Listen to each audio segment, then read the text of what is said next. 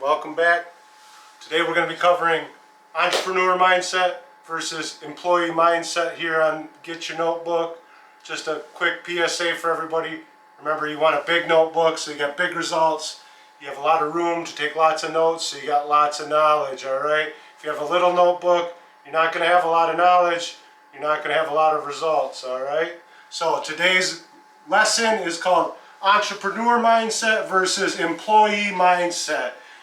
Now the reality is out there, a lot of us have a employee mindset. You know, it's not our fault. We were programmed that way in public schools. We were programmed that way, you know, since our very first job when we were 16 or 15 or whatever it is, right? So you just got to break it. There's only one mindset you can have, so you got to choose which one you're going to have, right?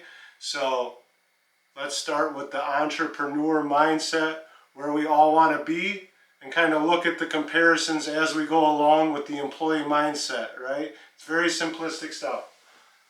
So an entrepreneur, they're always saying, I can. They're always going to say, I can. What's the employee say? The opposite, I can't, right? Entrepreneur, they blame themselves. No matter what goes wrong, they take responsibility, they blame themselves. They understand the power in blaming yourself, because when something goes wrong and you blame yourself, that means you can fix it, right? Employee mindset, they blame others. Well, when you blame someone else, you can't fix someone else, right? Entrepreneurs, they figure out a system, they stick to the system, they use the system. Employees, they like to reinvent the wheel.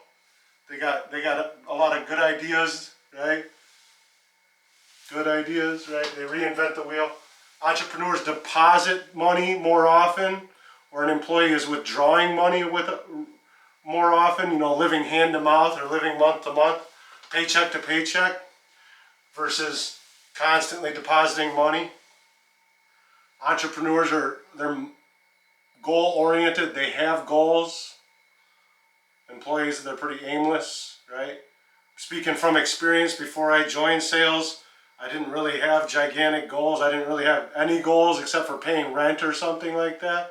So I understand the aimlessness of an employee mindset, unfortunately a little too well, but having goals is where you want to be. Entrepreneurs, they want freedom. They're working toward freedom, right? An employee, they want this thing called work-life balance. I remember one of the best things I ever heard was, if you want work-life balance, you're going to work the rest of your life to achieve that balance, right? Where an entrepreneur knows they can just work their tail off and live the life they want, right? Entrepreneurs, they're learning from their own mistakes. They're learning from others' mistakes, right? An employee, they're afraid to even make mistakes, right? They're not watching what other people are doing. They're not watching what they're watching what they're doing, and they're scared to even put themselves out there to make the attempt, right? So they're afraid to make mistakes.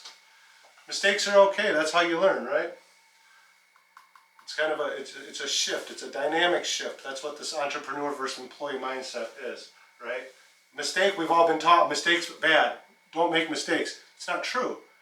Make mistakes, because that's how you learn, right?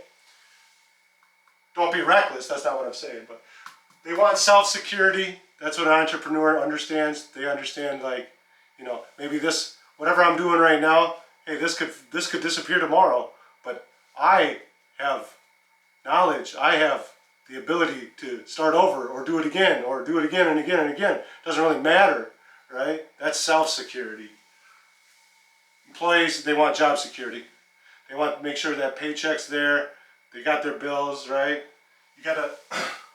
This is so toxic, is wanting job security. This is what locks you in. This is what locks you in to being the corporate, you know, cog, right? Student mentality versus they know everything already, right?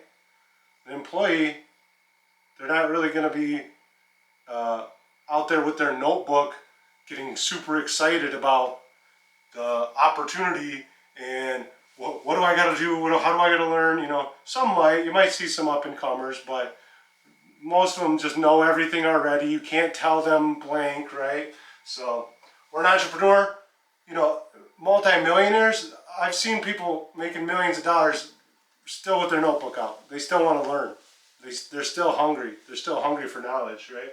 Because they know there's always the next level, right? Entrepreneurs, they take responsibility, good or bad.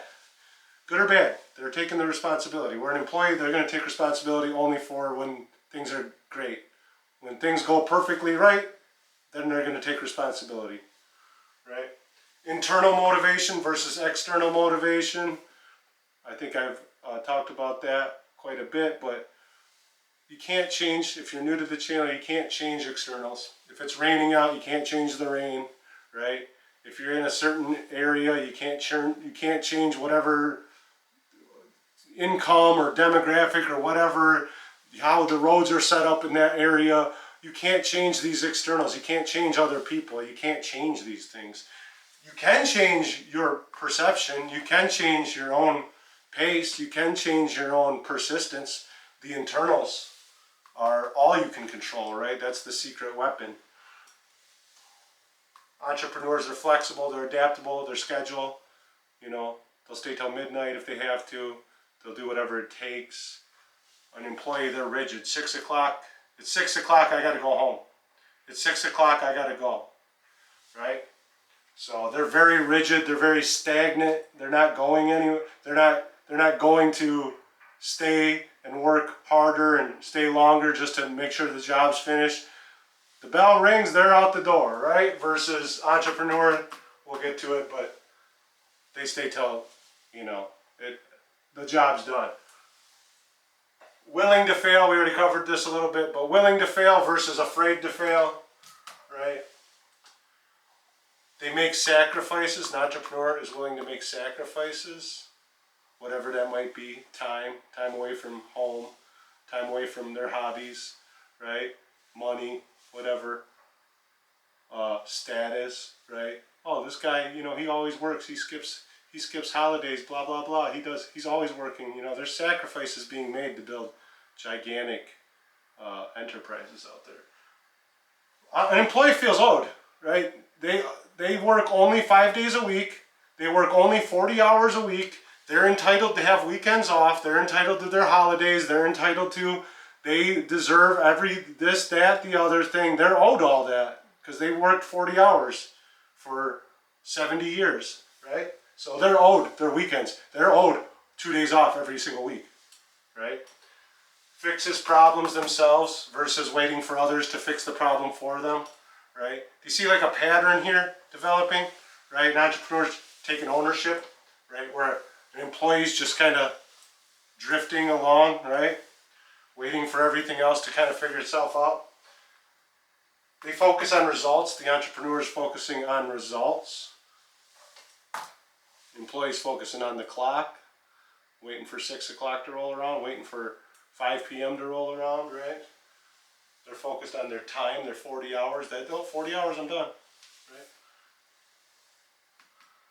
Upgrading the business is important to an entrepreneur. Upgrading your status, you know, appearing like you're a big timer.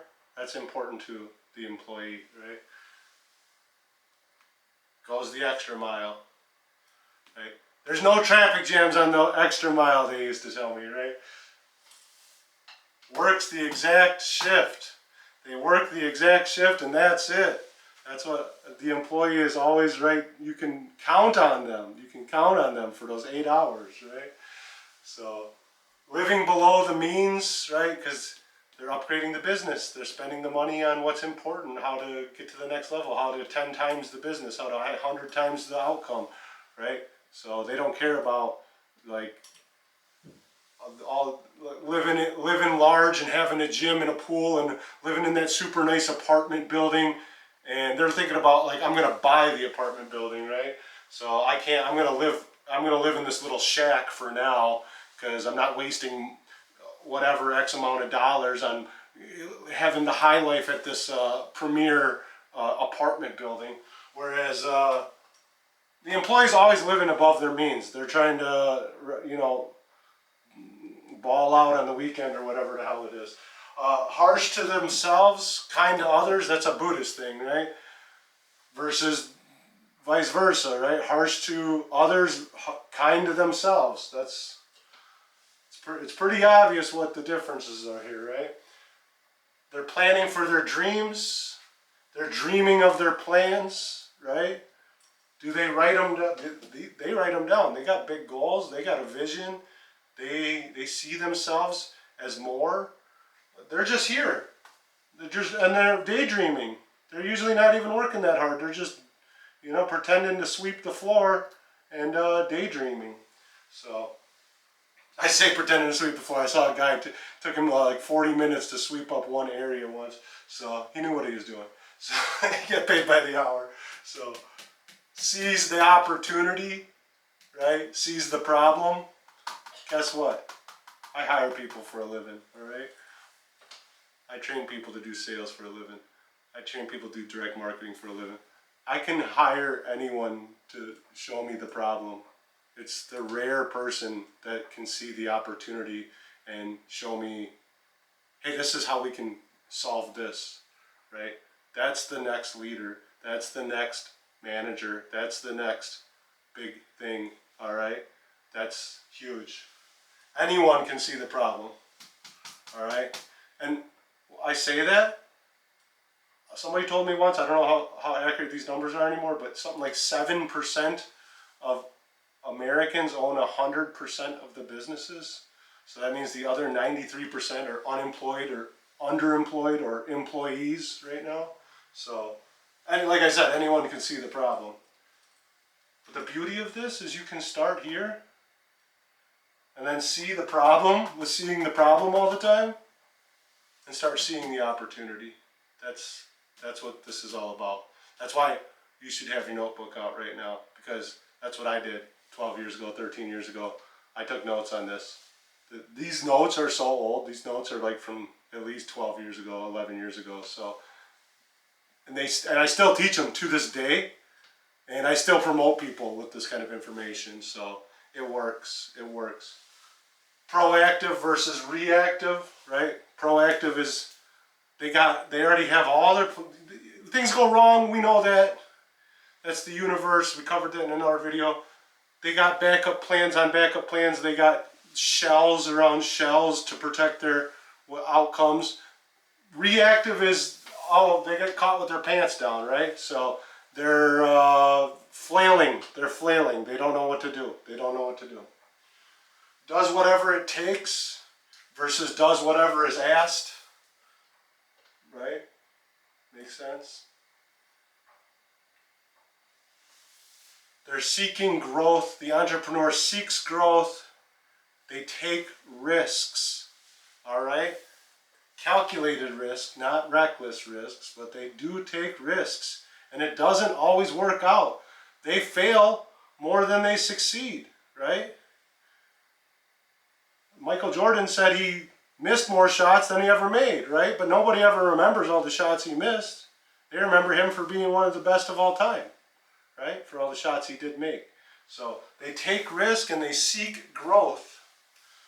An employee is always going to seek comfort, and they're going to avoid the risks. Because the risk would mean getting outside of the comfort zone, right? That's scary, right? So it's okay if you're a little afraid, you're a little scared to do some of these things. That's good. That means you're getting outside your comfort zone. So push yourself. When you identify, observation, being able to identify the problem, that's 90% of healing, somebody said once. So you can see the problem with your mindset maybe. I know I saw a lot of these things. I was doing a lot of these things when I first started in sales, when I first started in marketing, when I was tier 1, right, as an entry-level representative. Start thinking right. This is how you think right. All you got to do is just do the reverse, right? It's pretty simple. So appreciate you coming down. Love you all. Thank you for your time. Make sure to like, comment, subscribe. Tell me what you agree with. Tell me what you don't agree with. Tell me what you like. Appreciate y'all. Take care.